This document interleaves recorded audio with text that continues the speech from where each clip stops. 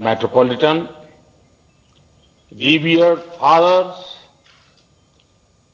distinguished members of Mar Thoma Church, it is my great privilege to add Dr. Joseph Mar Thoma Metropolitan. I convey my greetings to him and I wish him a long life and best health. Dr. Joseph Mar Thoma had devoted his life for the betterment of our society and nation.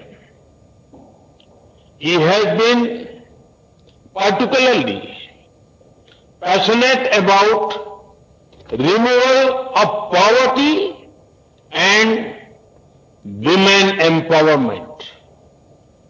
Friends, the Mar Thoma Church is closely linked with the noble ideas of Saint Thomas, the Apostle of Lord Christ. India has always been open to spiritual influence from many sources.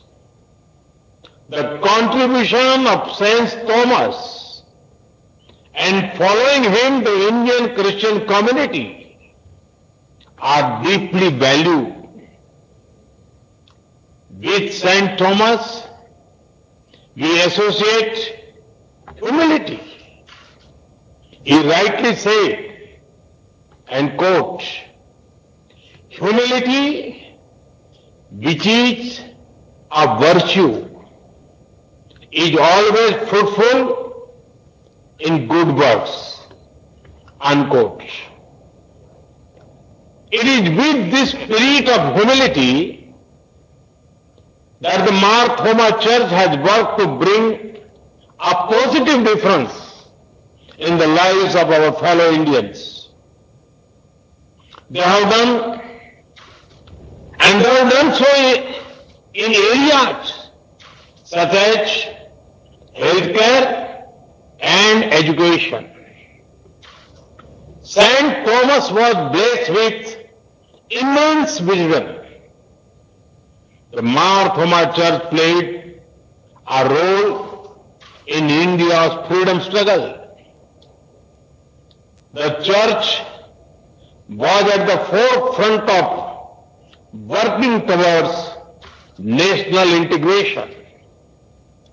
This church fought the emergency. It is a matter of immense pride that the Mar Thoma Church is firmly rooted in Indian values. The contribution of the church has also been recognized at the national level. The former Metropolitan of Mar Thoma Church, Philippos Mark Chrysostom, was confirmed with the Padma Bhushan in 2018. He inspires many. Friends, the world is fighting a strong battle against a global pandemic. COVID-19 is not only a physical sickness, that is a threat to lives of people. It also takes our attention to unhealthy lifestyles. A global pandemic implies that humanity as a whole needs healing. Let us do everything possible to further harmony and happiness in our planet. Friends, you will be happy to know that, powered by our corona warriors, India is firmly fighting COVID-19. Earlier this year, some people had predicted that the impact of the virus in India would be very, very severe. But due to lockdown and many initiatives taken by the government, as well as a people-driven fight, India is much better place than many other nations. India's recovery rate is rising.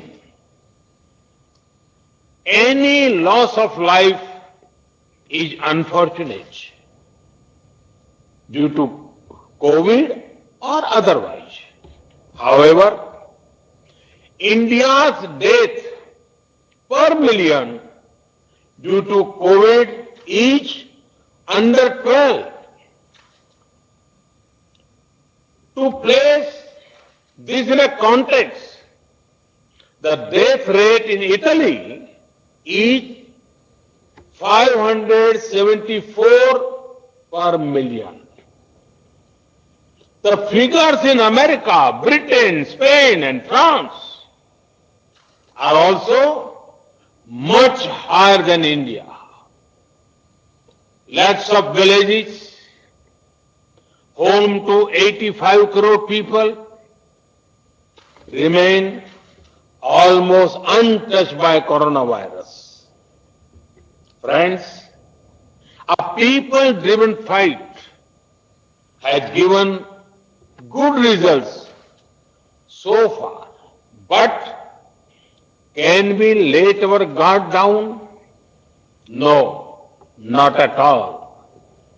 In fact, we have to be even more careful now. Wearing masks, social distancing, 2 gaj ki duri, avoiding crowded places, regular hand washing. These remains important. At the same time, we have to focus on economic growth and prosperity for 130 crore Indians. The wheels of trade and commerce have to move. Agriculture has to flourish. In the last few weeks, the government of India has addressed both short-term and long-term issues relating to the economy. From the sea to space, from the farms to the factories, people-friendly and growth-friendly decisions have been taken. The call for Atmanirbhar Bharat, self-reliant India, will ensure economic strength and prosperity for every Indian. A month ago, the Union Cabinet cleared the Pradhan Mantri Matsya Sampada Yojana. This scheme is going to transform our fisheries sector. With an investment of over rupees 20,000 crore, this scheme seeks to boost the sector.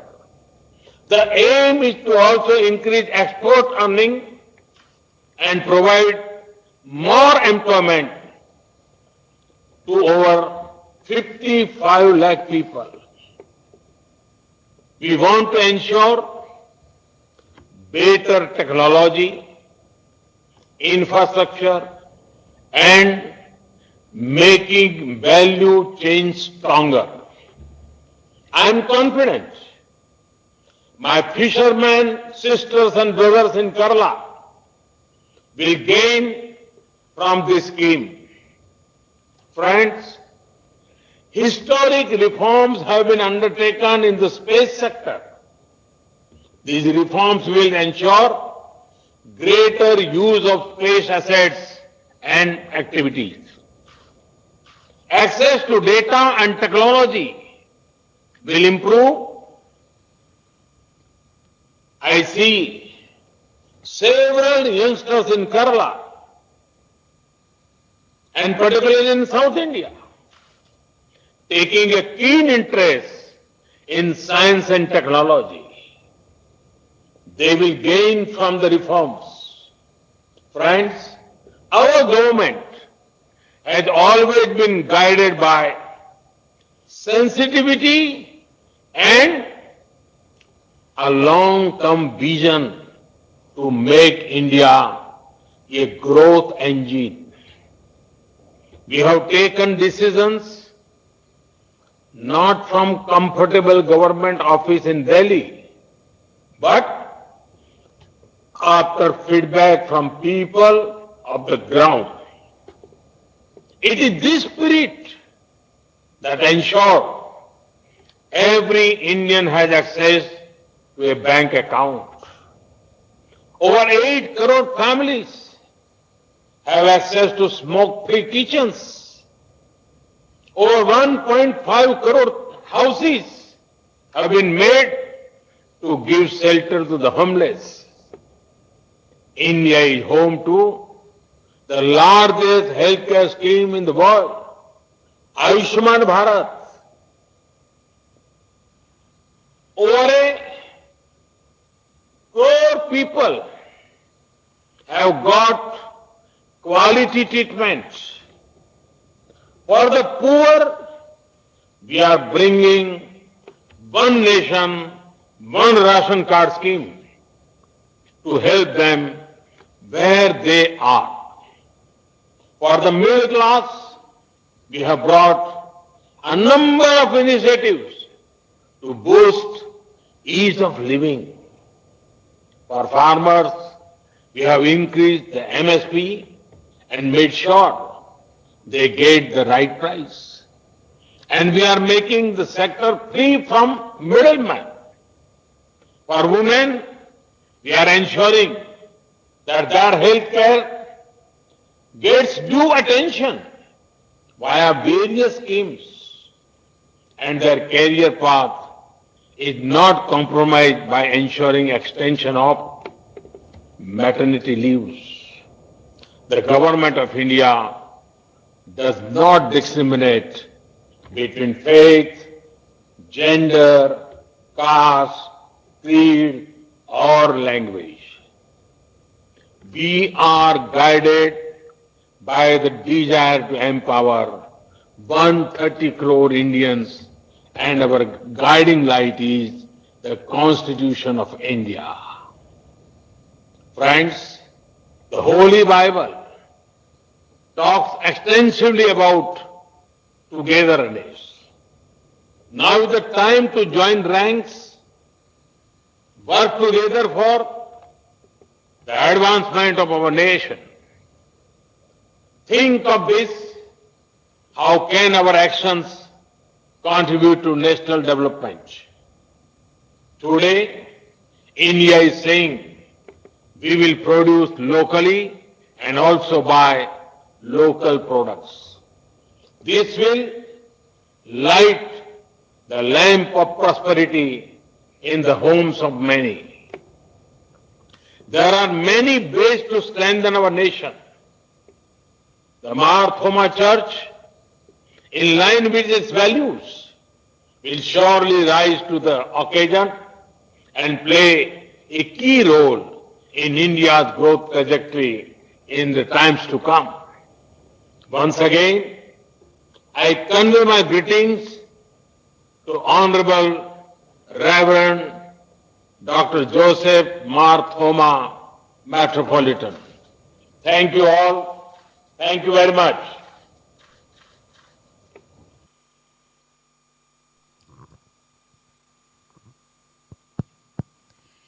Thank you, Honorable Prime Minister Sri Narendra Modi ji, from the depths of our heart, for sharing your dream of a better India and for making the special function of the Church a memorable one. The man of the moment and the vibrant voice of the Church, His Grace, the Most Reverend Dr. Joseph Marthoma Metropolitan, will share with us the quintessence of his 89 years of sojourn. I humbly request the most respected Metropolitan Tirumeni to offer words of blessing and response.